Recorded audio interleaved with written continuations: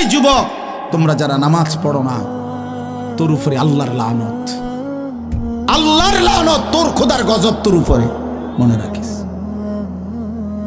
বলে না আমি ভাত খাই, ভাত ভাত জন্তু জানোয়ারও খায়, আমি তো ঘুম যাই, ঘুম কুত্তাও যায়, কুকুরও খায়, কুকুরও পেশাব পায়খানা করে, কুকুরেরও যৌন চাহিদা পূরণ হয়, এই জন্য কুকুরেরও বাচ্চা কাচ্চা হয়।